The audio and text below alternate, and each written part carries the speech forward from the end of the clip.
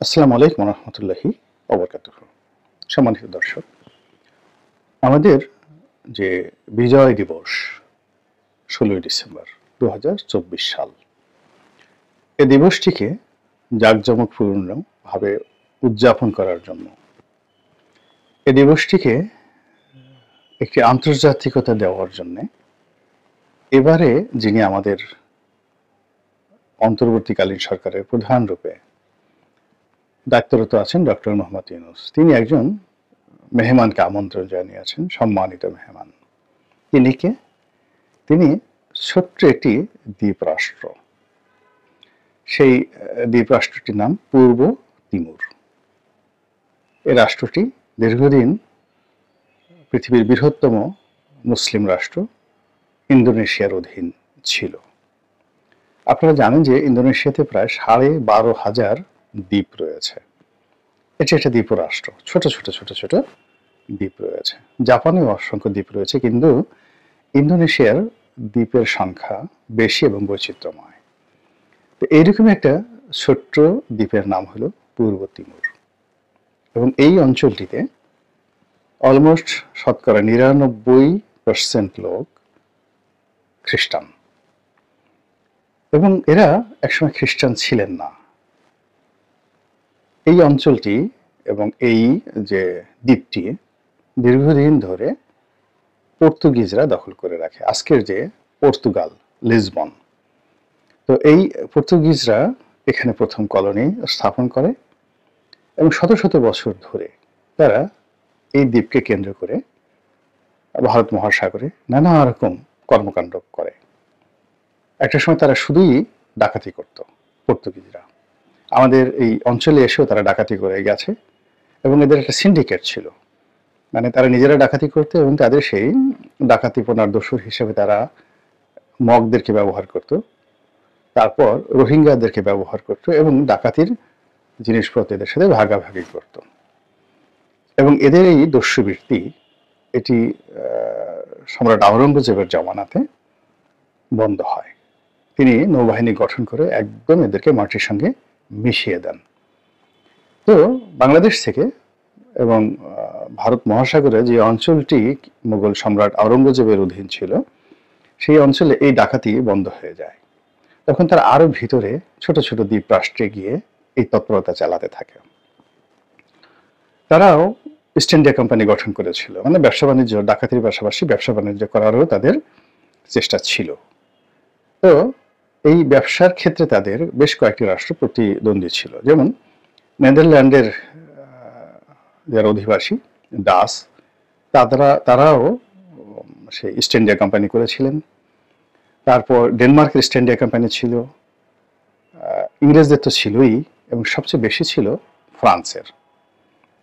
তো ডাসরা যেটা করতে সেটা হলো ওলান্দাস ওই নামে, এবং সেই যা হোক, এখন তারা এই ডাকাতি বাদ দিয়ে যখন ব্যবসা বাণিজ্য করার চেষ্টা করলো, ওই সময়টিতে তারা দেখা গেল ভারত মহাসাগরের যে সকল ছোট ছোট দ্বীপ, উপদ্বীপ, এমনকি ভারতের বড় বড়, যেমন আপনার ধরুন কলকাতা, তারপরে মুম্বাই, এ সকল এলাকাতে তাদের বড় বড় ব্যবসা প্রতিষ্ঠান ছিল। আলটিমেটলি তারা প্রতিযোগিতায় শক্তিমত্তা ইংরেজদের সাথেও পারে না, ফ্রান্সের সাথেও পারে না।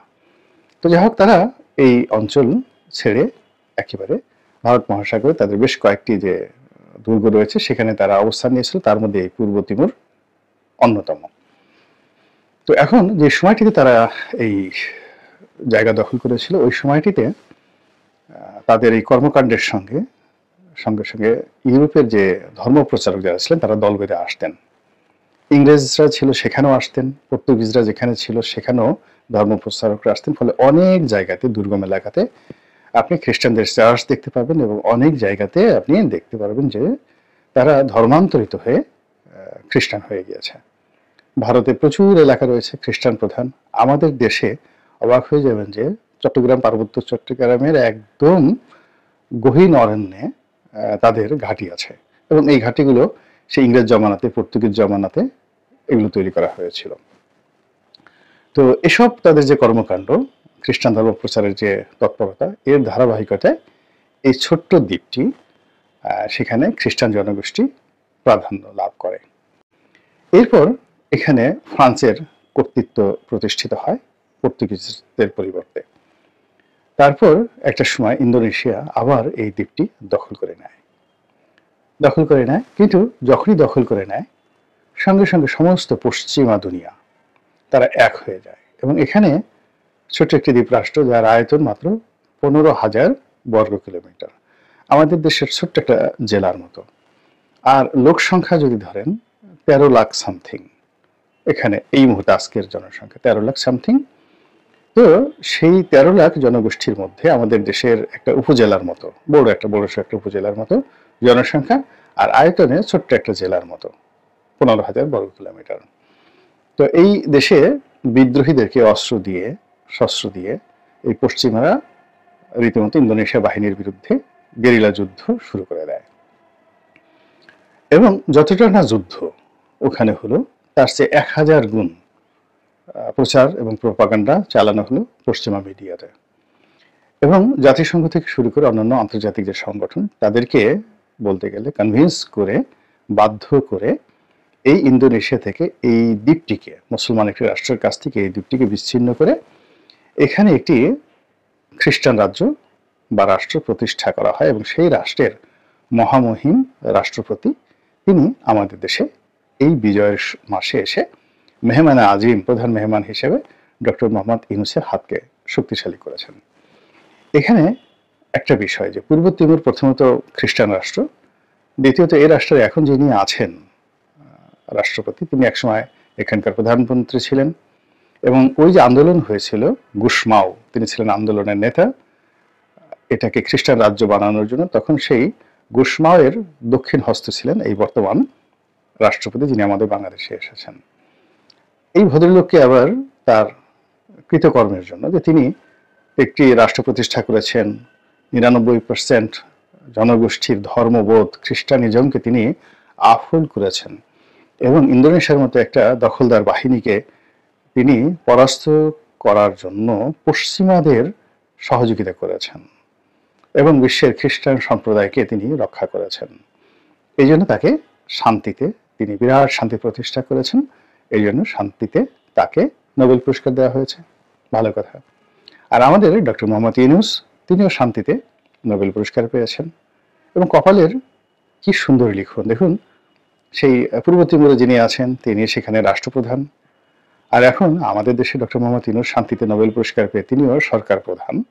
রাষ্ট্রপ্রধান একজন আছেন বটে, বাট এখন তিনি ধরে নেওয়া হয় যে সরকার এবং রাষ্ট্র দুটিরই সকল ক্ষমতার তিনি প্রতিভূ। আর এই দুজনের মধ্যে ব্যক্তিগত বন্ধুত্ব আছে, পরিচয় আছে, বন্ধুত্ব আছে, তারা নোবেল পুরস্কার পেয়েছে, একই পরিবারের লোক। তো কাজেই এই মানুষটিকে তিনি এনেছেন, আনবেন, এটি স্বাভাবিক। এবং তিনিও, অর্থাৎ পূর্ব তিমুরের যে রাষ্ট্রপতি আছেন, আগামী দিনে যদি ডক্টর মোহাম্মদ ইউনূসকে তাদের দেশে নিমন্ত্রণ করে নেন, তাদের দেশের সম্মানিত নাগরিকত্ব প্রদান করেন বা তাদের দেশের কোনো বিশ্ববিদ্যালয়ের আচার্য হিসেবে মনোনীত করেন, এটা অস্বাভাবিক কিছু না, এটা হতে পারে। ব্যক্তিগত বন্ধুত্ব এইরকমই হয়। তো সেই ব্যক্তিগত বন্ধুত্বের কারণেই মূলত আমাদের এই বিজয় দিবসে তাকে আনা হয়েছে। এটি নিয়ে আমাদের কোনো কথা ছিল না এবং কথা থাকারও কথা নয়। কিন্তু সমস্যা হয়ে গেছে যে সাবেক প্রধানমন্ত্রী, তো শেখ হাসিনা একজন মুখ কাটা, ঠোঁট কাটা মহিলা ছিলেন, রমণী ছিলেন। হুটহাট করে, ঠুসঠাস করে তিনি অনেক কথা বলে ফেলতেন, যেগুলো অপ্রিয়, কোনো কোনো ক্ষেত্রে অশ্রাব্য, কোনো কোনো ক্ষেত্রে অবমাননাকর, বাট বেশিরভাগ ক্ষেত্রে নিরেট সত্য। তো তিনি একবার বলে ফেলেছিলেন যে বাংলাদেশকে নিয়ে পশ্চিমারা চক্রান্ত করছে, এই রাষ্ট্রটি ভেঙে এই রাষ্ট্রের একটি অংশকে পূর্ব তিমুরের মতো একটি খ্রিস্টান অধ্যুষিত রাষ্ট্র বানানোর জন্য ইউরোপ এবং আমেরিকা চেষ্টা চালাচ্ছে, খ্রিস্টান দুনিয়ারা চেষ্টা চালাচ্ছে। এবং তিনি স্পষ্টতই চট্টগ্রামের একটি অংশ, তারপর ভারতের একটি অংশ এবং মায়ানমারের একটি অংশকে একত্র করে তারপর সেখানে কিভাবে খ্রিস্টান রাজ্য প্রতিষ্ঠা করা যায় এই বিষয়ে যে বিদেশে তৎপরতা দীর্ঘদিন ধরে চলছে, রাষ্ট্র যেগুলোকে প্রচার করছে না, সেটা জুমল্যান্ড নামে যে রাষ্ট্র প্রতিষ্ঠা করার জন্য আপনি কিছু মানুষ, গেরিলারা দেশে দেশের বাইরে কি তৎপরতা চালাচ্ছে, এটি বান্দরবন, খাগড়াছড়ি, তারপর রাঙামাটি, এই অঞ্চলগুলোতে পার্বত্য এলাকাতে যে কোনো একটা অবধ শিশুকে জিজ্ঞেস করলে তারা বলে দিতে পারে। তাদের জাতীয় সঙ্গীত রচনা করা আছে, সংবিধান রচনা করা আছে, আর অনেক কিছু। তো সেই কাণ্ডকে, কর্মকাণ্ডকে তিনি উল্লেখ করে সাবেক প্রধানমন্ত্রী তিনি বলেছিলেন যে এরকম দেশের বিরুদ্ধে চক্রান্ত হচ্ছে। তিনি আরো বলেছিলেন যে বাংলাদেশে একটা দুর্ভিক্ষ আসবে, সেটা জুন জুলাই মাসে তিনি বলেছিলেন। আসলে এখানে দুর্ভিক্ষ তো এসেছেই, তো সেটা কি দুর্ভিক্ষ বলবেন, গণতন্ত্রের দুর্ভিক্ষ বা আরো অনেক কিছু। যাক, এনিওয়ে, তো এই যে তার এই বক্তব্য, সেই বক্তব্যটা ইতিহাসে হারিয়ে গিয়েছে। আমরা সবাই মনে করেছি যে উনার তো ঠোঁটকাটা মানুষ, কখন কাকে কি বলে ফেলেন। কিন্তু যখন দেখা গেল যে এই জুলাই আগস্ট বিপ্লবের পর আমাদের প্রথম বিজয় দিবসে দুনিয়ার অন্য কোনো মানুষকে বাদ দিয়ে আমাদের ডক্টর মোহাম্মদ ইউনূস তিনি পূর্ব তিমুরের প্রেসিডেন্টকে আনলেন। তিনি ইচ্ছে করলে বারাক ওবামাকে আনতে পারতেন, হিলারি ক্লিন্টনকে আনতে পারতেন, এমনকি তিনি জো বাইডেনকে আনতে পারতেন। তাহলে বোঝা যেত এটা তার একটা পার্সোনাল ফ্রেন্ডশিপ, তার সঙ্গে বন্ধুত্ব রয়েছে। তিনি ফ্রান্সের যে প্রেসিডেন্ট ইমানুয়েল ম্যাক্রো, তার সঙ্গে তো তার ভালো সম্পর্ক। তিনি ইচ্ছা করলে তাকেও এই জায়গাটাতে আনতে পারতেন। পাকিস্তানের প্রধানমন্ত্রী যদি বলতেন শাহবাজ শরীফকে, ডক্টর মোহাম্মদ ইউনূস চলে আসতেন। এমনকি আনোয়ার ইব্রাহিম সাহেব তিনি এসে গেছেন, তাকে আবার আনা যেতে পারত। তো সেটা উনি করতে পারতেন, ওনার ব্যক্তিগত সেই সম্পর্ক আছে। কিন্তু সব কিছু বাদ দিয়ে তিনি যখন সেই পূর্ব তিমুরের প্রেসিডেন্টকে বাংলাদেশে আনলেন, তখন আমরা এমনি সন্দেহপ্রবণ মানুষ, আমাদের দেশে দুর্মুখের সংখ্যা খুব বেশি, সমালোচনা করতে আমরা খুবই পছন্দ করি, শুনতেও আমরা খুবই পছন্দ করি। ফলে কি হলো, আমরা খুঁজে ওই যে আগের যে স্বৈরশাসক শেখ হাসিনা, তার সেই কথা, যদি আমরা শেখ হাসিনাকে পছন্দ করি না, আওয়ামী লীগের রেজিমকে পছন্দ করি না, ছাত্রলীগকে পছন্দ করি না, তাদের দুঃশাসনকে স্মরণ করতে চাই না, কিন্তু যেহেতু ডক্টর মোহাম্মদ ইউনূসকে একটা খোঁটা দেওয়া দরকার, তাকে একটু চাপের মধ্যে রাখা দরকার, এই জন্য খুঁজে আমরা সেই শেখ হাসিনার বক্তব্য বের করেছি এবং বলার চেষ্টা করছি, দেখো দেখো দেখো কি হতে যাচ্ছে। হ্যাঁ, বিপ্লব করেছিলে বা রাস্তায় আত্মাহুতি দিয়েছিলে, এই জন্যে 16 ডিসেম্বর তারিখে একেবারে দুনিয়ার অন্য কোনো মানুষ বাদ দিয়ে এমন একজন মানুষকে আনা হলো যিনি একটা খ্রিস্টান রাষ্ট্রের প্রধান, এবং এই খ্রিস্টান রাষ্ট্রটি জোর করে তৈরি করা হয়েছিল বা করেছিল পশ্চিমারা, এবং আরেকটি মুসলমান রাষ্ট্রের কাছ থেকে ছিনিয়ে দিয়ে।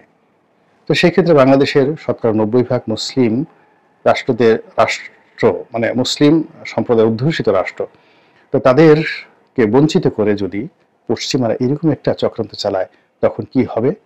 এগুলো নিয়ে কিন্তু আমাদের যারা ইসলামপন্থী আলেম রয়েছেন, ওলামা রয়েছেন, আমি আজকে এটা বলতে চাচ্ছিলাম না, কিন্তু এটা প্রচুর কথাবার্তা হচ্ছে, ওয়াজের ময়দানে ফাটিয়ে রীতিমতো ওয়াজ করা হচ্ছে।